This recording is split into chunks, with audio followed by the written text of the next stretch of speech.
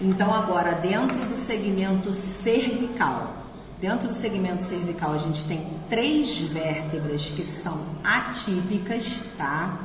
Que é C1, C2 e C7, tá?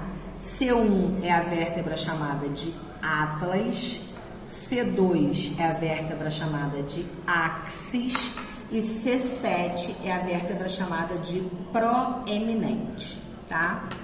Vamos falar primeiro de Atlas, a vértebra C1, tá? A gente consegue perceber de forma bem nítida que ela não tem estrutura denominada como corpo vertebral, tá? Essa vértebra, ela acaba tendo um arco bem maior do que todas as outras vértebras, mas a gente percebe que a segunda tem um arco bem avantajado comparado com os segmentos lombares e torácicos, em que elas são bem menores, tá?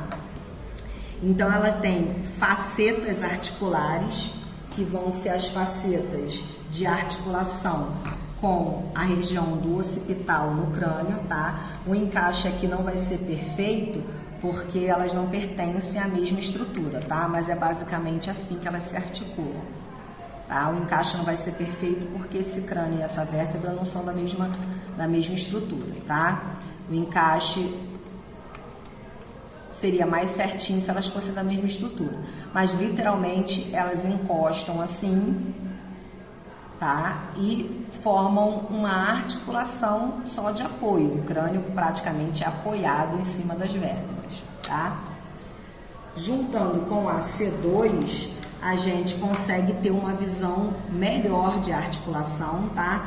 Às vezes não encaixa perfeitinho, porque às vezes as vértebras não são do mesmo conjunto, então elas têm problema em encaixar, tá? Mas a estrutura articular é basicamente essa daqui, formada entre as duas, tá? Parte posterior, parte anterior da vértebra, tá?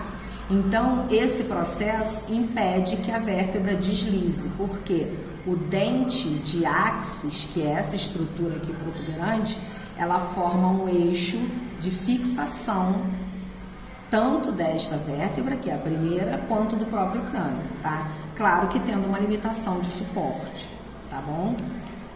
Essas duas vértebras dentro da articulação, ela permite vários movimentos no crânio, tá? Então, vamos continuar falando dessa daqui. Então, a gente tem o arco anterior da vértebra, tá? Essa aqui é uma visão superior, então está sendo visto de cima para baixo, você está vendo a vértebra de cima para baixo.